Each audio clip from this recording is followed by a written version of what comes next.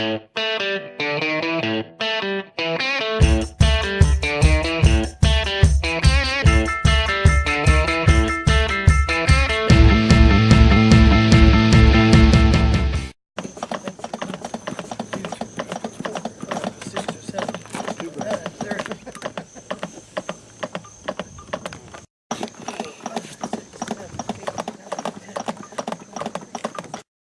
carols for the commercial. Hi, I'm Mark Clem, your host for Meet the Members of the National Ski Patrol Season 2, When the Snow Melts here. We got a lot of patrollers here, and you're wondering why there's no snow on the ground, because this is the preseason, first ever, super secret CPR refresher and barbecue. It's not 90 to 100 degrees like it's been all month. It's a cool 72 degrees up here in the mountain. And let me tell you about the wealth of people. We're not just doing an interview with one patroller today, folks. We have a bunch of guys here, and I totaled it up. We have roughly 157 combined years of ski patrol experience, and with that comes some of the craziest stories you've ever heard. One of the crazy ones, Sean Augustine, sitting in the chair. Sean, yes. Can you believe that these guys made it, let alone me and you? No. What do you mean no? You're funny. Sean Augustine, the owner of Snow Pro Tees, who is the main sponsor, the presenting sponsor of our show all season long. And guys, just talk about how fun we had at Whitetail, growing up over the years, breaking all the rules, and making sure that the guests had fun, but we had a lot more fun. Doug, how about you? Well, I started in 1991. Our first day on the hill was we drove up a pickup truck and found out who could ski and who couldn't ski for the patrol. And quite to tell you, there was a few people who could not ski. How about Doogie Dietrichson? Tell that. Yeah, one of our candidates was pretty much a snow plower straight down the hill. We had to teach how to ski that year, the first season. But that was probably my season I remember the most, just because of all the things we did, seat of our pants, crowd-wise, weren't sure what was going to happen. You know, telling me I'm taking my test in 10 minutes, get out there in the snow, things like that. You know, it was an interesting year, and that was 27 years ago. Yeah. Really? So. Man, it's all the gray hair. It's a ton of gray hair here in the group. Hey, how about Hell Day? We had Hell Day where we had 40-some wrecks, and there was 9 inches of ice on the mountain, and 66 wrecks. Doug corrects me there. And the snow was frozen over with ice, and the management said, if you can ski it, we're open. And I don't even know if we could ski it, but well, you know what happened? What happened? What happened? Doogie Dietrichson, that we were just talking about, during the opening, he fell on exhibition and hit a lift tower. That's right, he ping-ponged down exhibition. Hey, how ironic is that? Doogie can't ski for his tryout, and he can't ski when we're trying to open him. I don't think he... Hey, Doogie's got a thick head. Keith Leffler over here. Keith brings us a wealth of experience into the ski patrol business from the paramedic side. Keith, you've had some funny stories on Friday afternoon with us, right? I have. I can't remember any right now. I think it's the dementia setting in. Is it? We had a wreck 2 years ago where a fellow came off the lift and was in cardiac arrest, and my buddy Doug here was in the lift shack and was first on scene and called it in, and we all swarmed and got the guy down the hill, and he walked out of the hospital 6 days later, 5 days later. Actually, yeah. Yep. So that was a crowning achievement of that year. Now, I preference this as there's a lot of funny stories. Is that funny? Well, what was funny is that the guy wrote a complaint letter to management. Yeah, I heard that. He goes, nobody was in the line to help him get off the chair, right? Again, a whole bunch of fun we had over the last 20-plus years, and these guys have had a lot of fun. Tim Grove started out on the mountain host side and said, I don't want to wear that yellow jacket anymore. I want to wear a red jacket, and he lived about 5 feet from one of the lifts. Tim, it wasn't hard to recruit you over to the other side, was it? No, it wasn't. I wanted to go to the varsity team, so I eventually made the shift up to full patroller. And it's been a lot of fun. We've had a lot of wild days and some crazy stuff. Tim, you're a unique person on the mountain because I think you created Retro Day. I mean, we have had this day where it's Retro Ski Day, but I think Tim Grove had a wardrobe of retro gear. And even if it's not Retro Day, in Tim's mind, it's Retro Day. Absolutely. Never throw anything away. Always keep your straight skis. And when you use those skis, you realize how good the skis are nowadays. You don't ever want to use them again, the old ones. Folks, he lives right off a couple feet off the lift that feeds the Northern Lights Trail, and he's got a mountain bike in his living room, a motorcycle right out the front door, and enough skis to walk around so you never can lose your skis in your house. Who else we got? Sean Day. Sean, when you first started, you were clean shaven. Now I don't even know who you are. Come on up here, Sean. We had a guy named Bob Small who was the ultimate mountain man. I think you're taking his place. Well, that's I don't know if I could live up to Bob Small, but yeah, no, I don't know. This has been a quite a ride. You know, the ski patrol family and the relationships you develop and the war stories. You know, we all sit around here and reminisce on some of the better wrecks, and it's we do it because it's a great thing to do. It's a lot of fun. You sleep well at night. I remember one particular wreck we were on. I think it was your first or second day you were on the patrol, and you and Ashley Costello, and the guy was over the side of the hill. I forget what trail it was, and you called Doug and said, well, we got the guy packaged up, and he's in the sled. How the hell do you get him out of here? I don't recall that story. Well, I do. Doug said, Clem, get down there and ski it out. Oh, that was off. Yeah, that was off exhibition, and we were on a really the steepest part of the slope, and you walked up and just said, "Give me the rails, I'll take them," and you just slid down and out onto the trail. So, yeah, that was above our level at that point. I don't think I ever got the beer you promised. First month of patrolling for us. I think it was the second day. Don't you owe me a 12-pack? Probably way more than that. A lot of funny stories out there. Jay Thompson sitting here all quiet. I can tell you a funny story about Jay. His second or third day patrolling, he was coming down with a sled, and I don't even know why he had a sled. I think Jay wanted to get rig pigged before, not even with a patient in a sled, but he was coming down and he was packing a sled ready to take it back up on the Easy Rider lift. And Jeff Schwartz, another veteran patroller, came down and he goes, "Hey, Mark, there's some candidate down there. I think he's got the sled packed backwards." And Jay got up and he goes, "I didn't like that." So I had to go be the mediator. Jay, do you remember that story? Yeah, it was a little bit different story than I remember. Yeah, but mine was more funny, right? Well, Jay actually needed a sled to carry his pack with him. That's right. I mean, I'm not making fun of you, Jay, or nothing, but any of you patrollers out there need a gadget, Jay's got it. One time I needed a ring cutter. I didn't even know what one was. He had it. And then some guy said, just cut the pole off around. So there was a pole stuck under him. He goes, "You can just cut the pole off." I said, "Well, what are we going to use?" And Jay reaches in his pack and pulls out a thing to cut the pole off. Jay, what's up with you and gadgets? You just got to be prepared for anything. And if you got the right tool for the right job, there you go. And a strong enough back. Yeah. Darren, don't be hiding back there. The car salesman to the ski patrol. Tell me about some fun stuff you had Wednesdays. You were a supervisor on Wednesdays and the weekends, is that right? Wednesdays and Sundays, and never forget the one year that one supervisor called 6 helicopters to the mountain in that year. It was a pretty crazy year. I always tell people they ski like they drive, so that there's no reason why we should think that there shouldn't be the incidents we have on the mountain. Now, were those helicopters so we could come out of PHQ and watch them fly by and give those guys a wave or what? No. They were the first Not selfies. quite. That's right. The first selfies right there. We got the picture taken.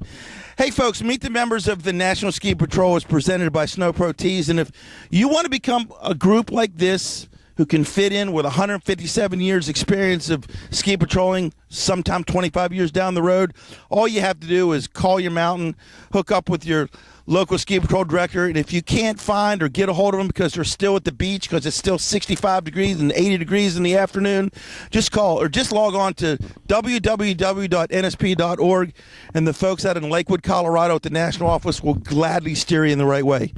Hey guys, CPR today, was that fun? Or I know this is a great thing to do. It was terrible. That's right. And why was that? Was it the class or the barbecue, Doug? Darren's barbecue. I think the was best barbecue ever. was the best. Yeah. Darren, you're the official smoker of the group or what? Yes, sir. Just tell me what goes into these ribs and why this CPR was the best CPR refresher ever.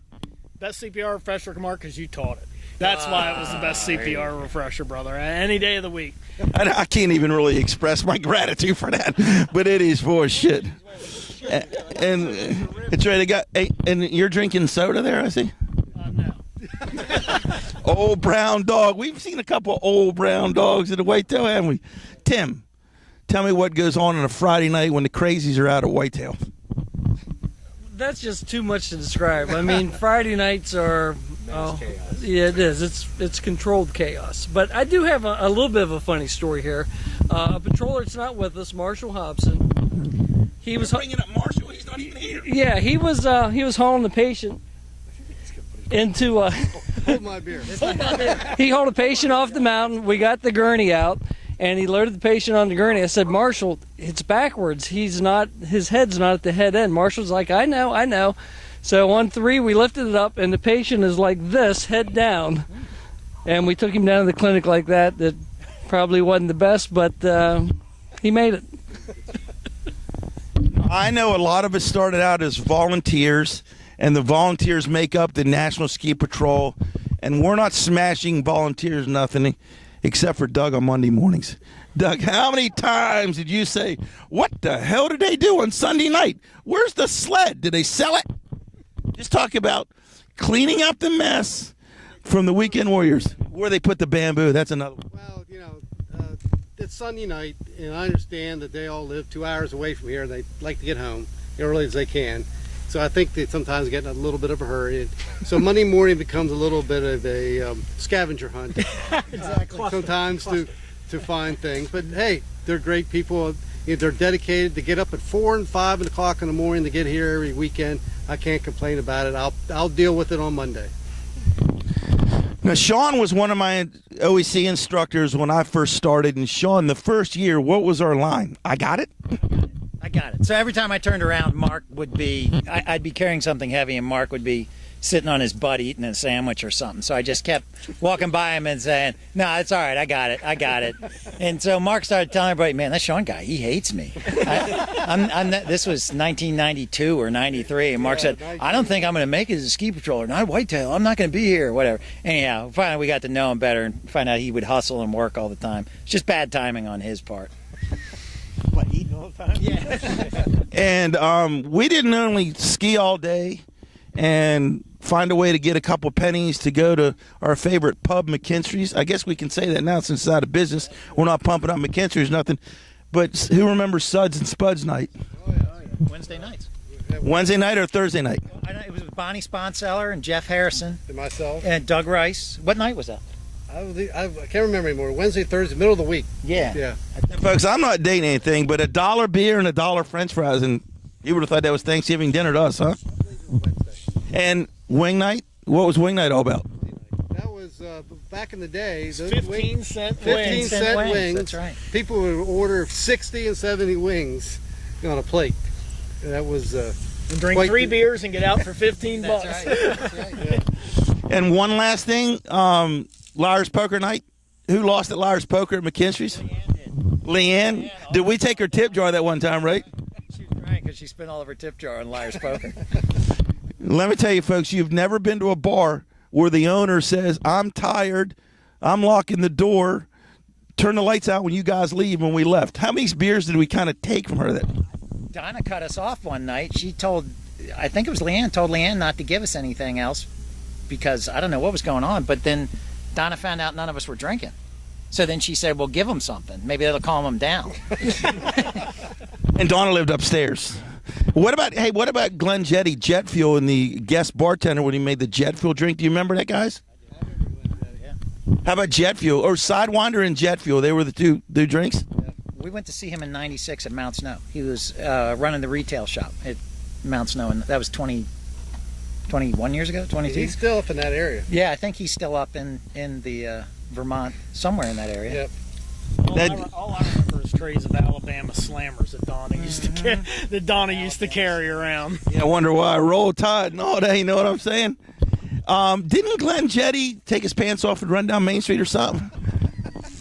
No, too much information, Mark. You're I remember of that. I may or may not have been part of that evening. I think you were. I think, Jay, you're... Clothes off and faced, saluted all four corners of Mercersburg from the town square.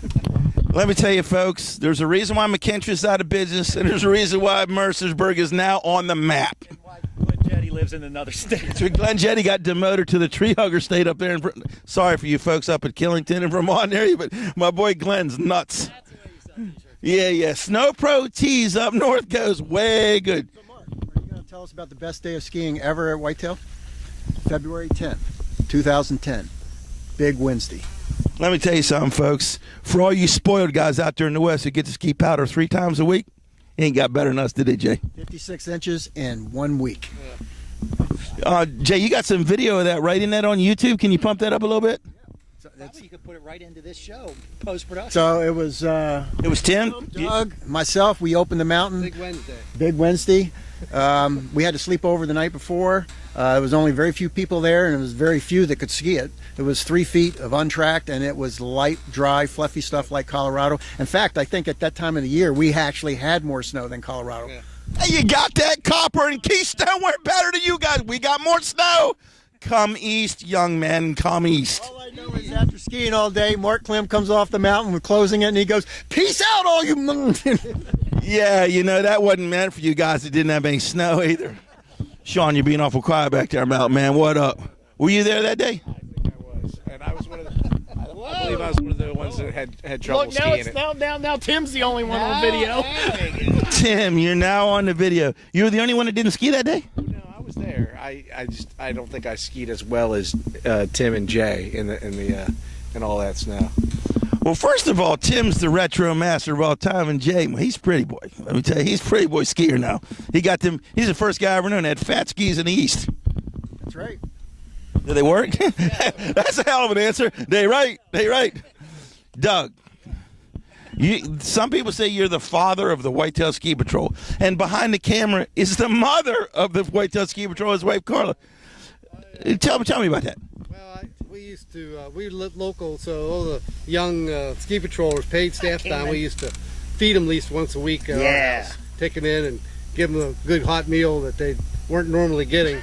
And so that kind of started that tradition. Hey, do we owe you any money or anything? No, it's okay. It's all right. One night a week, we wouldn't drink our dinner. That's all right. We got it. Oh, that reminds me of the greatest ride, 7-mile ride of all time into Mercersburg when the fog was down. Sean, did you take the wheel from me and stick your head out the window? What? Tell me about that ride. Yeah, well, it was really foggy and we couldn't see, and Mark was driving too slow.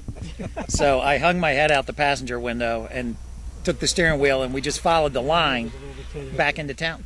There was nobody else out there. I mean, it wasn't like we were going to hit anything. Yeah, but did somebody call and say to run out of wings or beer, McKinstry or something? We're gonna go on 10:50. Slow. Jay, would that have went over well for the local EM? You'd have come out of the firehouse and say, "What is going on?" We would have known they were at Whitetown. We would probably just going to turn around and go back in the firehouse. I figured it was Glenn. It wasn't. Yeah. Tell us about the time that you went down to pick Sean up in the sled. Oh yeah, that was a good one. Let me tell you something. I got my national number. I can ski. I went down to pick Sean up, and we had a little problem. They were making snow that night, blowing snow very heavily in the terrain park, and very wet, heavy snow. And I guess there was an issue, and Sean hit the sticky snow himself, and was slightly dinged up. And I was tail roping. Yeah, I thought it was the tail rope. Is it tail roping, right?